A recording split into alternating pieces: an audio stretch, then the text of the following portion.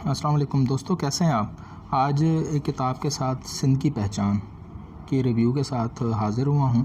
یہ ڈاکٹر مبارک علی نے کتاب لکھی ہے۔ یہ اصل میں سندھ ادبی میلہ ہوا تھا 2019 میں کراچی میں، تو تب یہ کتاب لکھی گئی ہے۔ اس میں ڈاکٹر صاحب نے کچھ سندھ کی تاریخ کے حساب سے حوالے سے لیکچر دیا تھا، اس کے بعد ایک انٹرویو ہوا تھا، تو وہ چیزیں اس میں مبنی ہیں۔ ڈاکٹر صاحب نے جو لیکچر دیا اس میں جو وادی سندھ کی تہذیب ہے اس کی کچھ خصوصیات انہوں نے بیان کی۔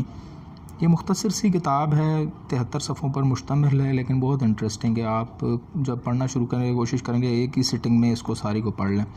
وادی سندھ کی جو تہذیب ہے اس کی جو خصوصیات انہوں نے بیان کی، جو کہ تاریخ میں لکھنے سے پہلے کی جو خصوصیات تھیں، جیسے کہ زیادہ تر جو سندھ کی تاریخ ہے وہ ہم عربوں سے شروع کرتے ہیں، 711 محمد بن قاسم سے۔ انہوں نے کہا کہ تاریخ اس طرح نہیں ہے، یہ جو پہلے والی تاریخ ہے وہ اس طرح ہے کہ وادی سندھ کی جو تہذیب ہے اس میں ایک بھی علامت ایسی نہیں ملی جس سے خون ریزی، جنگ وغیرہ جو ہے وہ کے ہتھیار ملے ہوں۔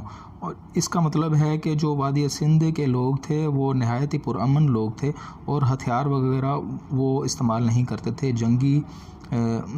جنگ کا جو کانسیپٹ تھا یا وہ تھا اس میں ان میں نہیں تھا۔ دوسری خصوصیت یہ تھی کہ وہ کوئی شاندار محلات اور مقبرے وغیرہ ان کے نہیں ظاہر ہوئے۔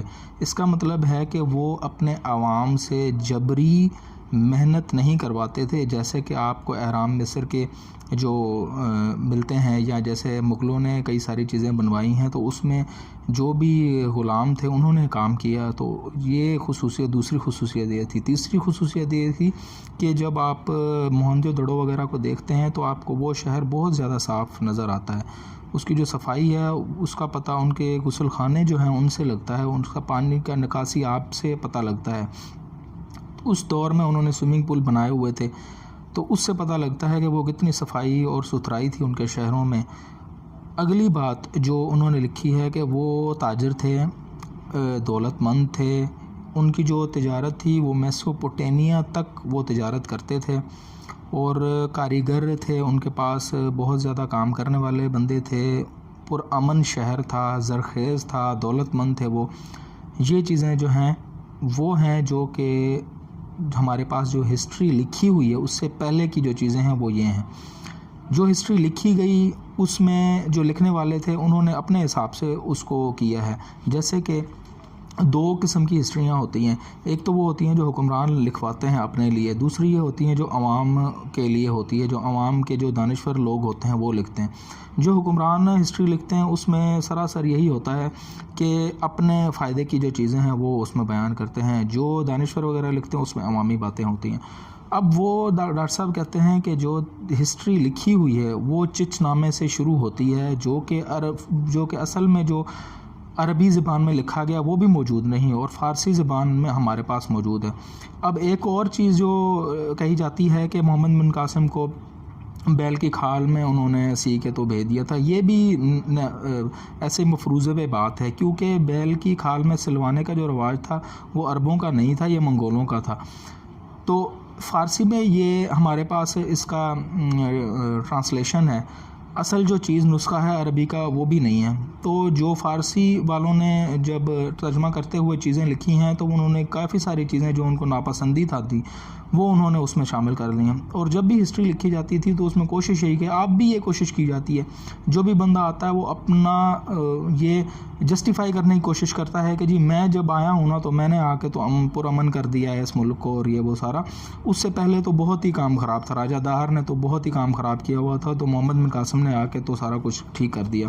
اچھا، اس کے بعد جو جتنے بھی باہر سے لوگ آئے انہوں نے اپنے آپ کو، ان کی لازمی بات ہے کہ جب عرب یہاں پر آئے تو اس کے بعد ان عرب تاجر بھی آئے، اور لوگ جو بھی پھر اپنے آپ کو، جو حکمران طبقہ تھا وہ باہر سے جو لوگ آتے تھے ان کو زیادہ عزت کی نگاہ سے دیکھا جاتا تھا۔ تو ہم اس کی وجہ سے ہم دیکھتے تھے جو کلوڑے تھے وہ یہاں کے سندھ کے رہنے والے تھے، لیکن انہوں نے اپنے آپ کو عباسی کہلوانا شروع کر دیا۔ اس کے بعد جو ٹالپور تھے انہوں نے اپنے آپ کو کردوں سے ملوا دیا، سمروں نے اپنے آپ کو عربوں سے ملوا دیا، عرب سے ملوا دیا۔ 1924 میں باب الاسلام سندھ کا نام رکھا گیا، وہ بھی سیاسی بنیادوں پر کہ جو ڈاکٹر صاحب بیان کرتے ہیں وہ سیاسی بنیادوں پر 1924 میں باب الاسلام رکھا گیا سندھ کا نام۔ اس کے بعد جو سندھ کی جو اصل تاریخ ہے، جو اصل تہذیب ہے، وہ سیکولرزم پر مبنی ہے۔ اس میں مذہبی جو بھی کیا کہتے ہیں مذہب کی جو منافرت ہے وہ اس میں نہیں ہے، لیکن یہ آہستہ آہستہ اپنے جو بھی ان کے مقاصد تھے اس وجہ سے جو سیاسی مقاصد تھے ان کو ساتھ بیچ میں مذہب کو لے کے تو انتہا پسندی کو ہوا دے دی گئی تاکہ جو ہے وہ لوگ آپس میں لڑیں۔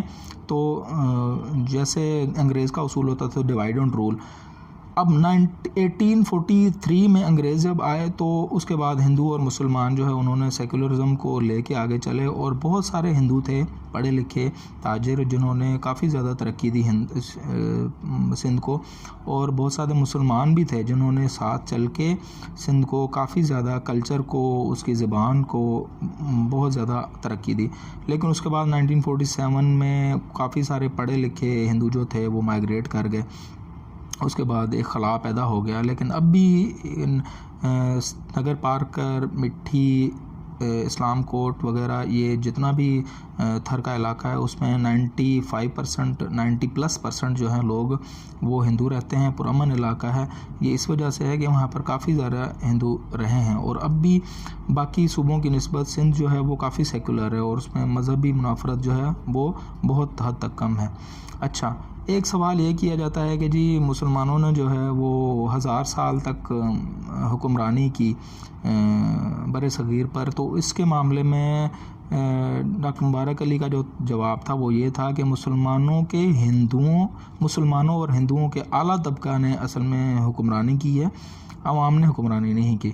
تو یہ جو چیزیں تھیں بیان کی گئی ہیں۔ اس کے علاوہ اس کتاب میں آپ کو شیدی جو ہیں ان کا تعارف ملے گا، اس کے علاوہ جوگی جو ہیں ان کا تعارف ملے گا، دلتوں کا تعارف ملے گا۔ لیکن بہرحال یہ تاریخ پر یہ ایک مختصر سی چھوٹی سی کتاب ہے، جو آپ پڑھیں گے تو آپ کو ایک نئی سوچ جو ہے وہ آپ کے ذہن میں اجاگر ہوگی کہ ایسا بھی ہو سکتا ہے تاریخ میں، جیسا ہمیں بتایا گیا ہے شاید ایسا نہ ہو، شاید جس طرح ڈاکٹر صاحب کہہ رہے ہیں ویسا ہو، یا آپ خود تحقیق کر کے اس جو نظریہ ہے اس کو غلط ثابت کریں۔ ویڈیو دیکھنے کا شکریہ۔